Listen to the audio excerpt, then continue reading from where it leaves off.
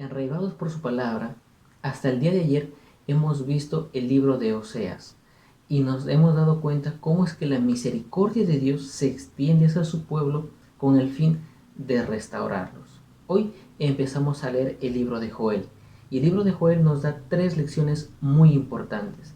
En primer lugar, vemos cómo es que el pecado de la humanidad lleva a la destrucción del mundo.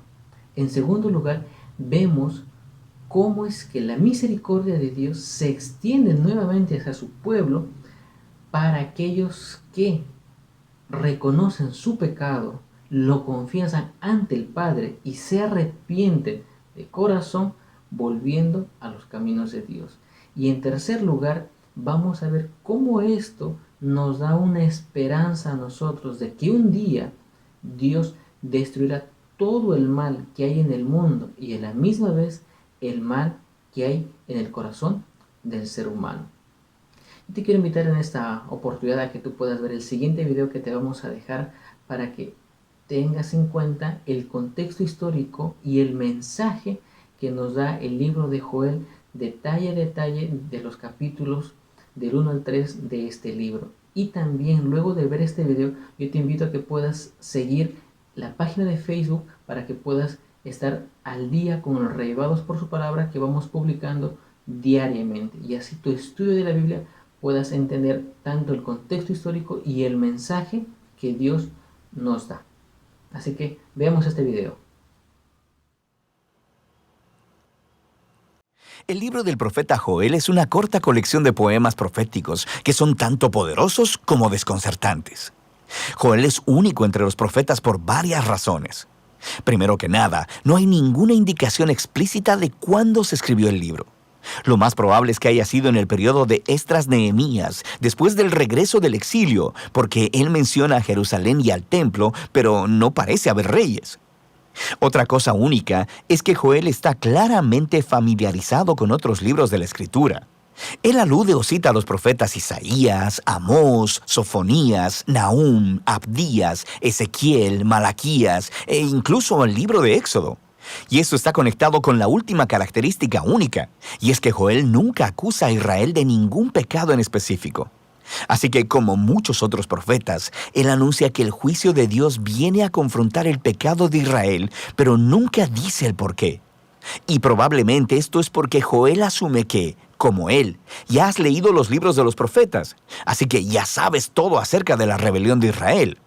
Ahora, todas juntas, estas 3 características nos permiten entender este pequeño y fascinante libro.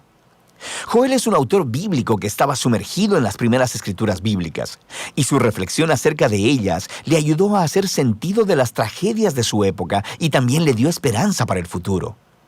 Profundicemos y veamos cómo funciona este libro. En los capítulos 1 y 2, Joel se enfoca en el día del Señor. Este es un tema clave en los profetas y describe eventos en el pasado, cuando Dios se apareció de manera poderosa para salvar a su pueblo o para confrontar la maldad.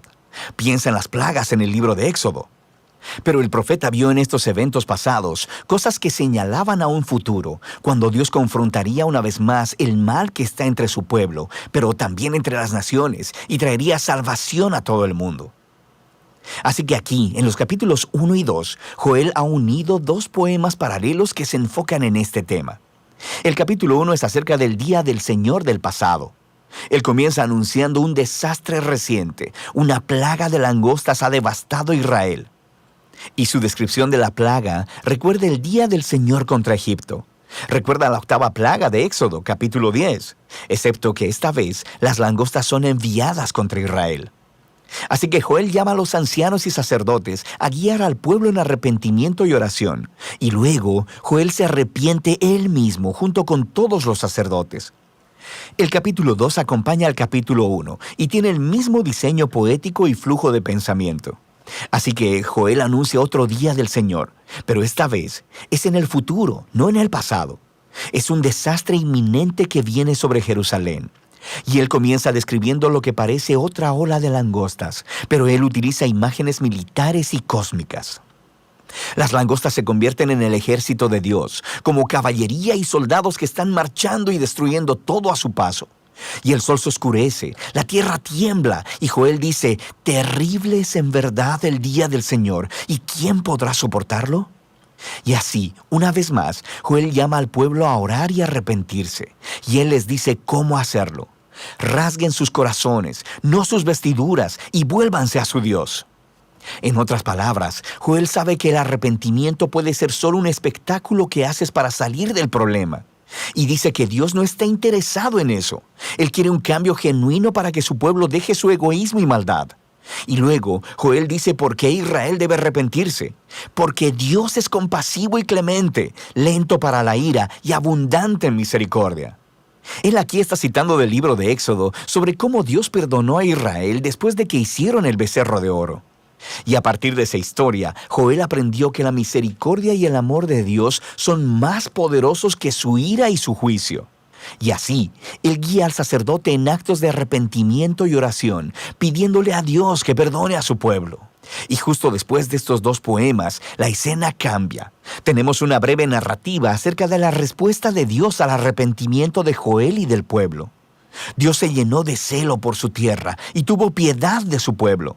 Luego, Dios dice que revertirá los devastadores efectos de este día del Señor y lo convertirá de juicio en salvación. Primero, Él derrotará a los amenazadores invasores, que presumiblemente eran las langostas, y Él hará que se conviertan en su propia ruina. Luego, Él restaurará la tierra devastada y la traerá de vuelta a la vida, haciéndola abundante una vez más. Y finalmente, Dios dice que Él traerá su divina presencia entre su pueblo. Será real y accesible para todos. Ahora, hasta este punto, los poemas cuentan una historia poderosa acerca de Joel guiando a Israel a ver cómo su pecado los llevó al desastre y al juicio divino, y que con el Dios de misericordia siempre hay esperanza. Pero Joel ve en todos estos eventos del pasado una imagen del día del Señor en el futuro. Así que, en la sección final del libro, Joel escribe 3 poemas adicionales, donde la respuesta de Dios se expresa en 3 partes. Y él entreteje imágenes de otros libros proféticos y expande hasta crear una visión de esperanza para toda la creación. Primero, la esperanza de la presencia de Dios entre su pueblo se expande en una promesa acerca de cómo, en un día futuro, el mismo Espíritu de Dios, la presencia viva de su persona, llenará no solo el templo, sino a todo su pueblo. Y aquí Joel está tomando de las promesas de Isaías, Jeremías y Ezequiel, de que el Espíritu de Dios vendría a transformar y empoderar a su pueblo para que ellos puedan amarlo y seguirlo en verdad. Joel luego toma la promesa de Dios de que Él confrontará al amenazante invasor. Y Joel ve en estas devastadoras langostas una similitud con las violentas y arrogantes naciones de su tiempo que devastan y oprimen al pueblo. Así que él toma de las promesas de Isaías, Sofonías y Ezequiel sobre el futuro día del Señor, en el que Dios confrontará al mal entre todas las naciones y hará que su violencia se vuelva sobre ellas mismas, trayendo justicia para corregir todos los males. Y finalmente, Joel toma las imágenes de la restauración de la tierra y ve una esperanza para la renovación de toda la creación.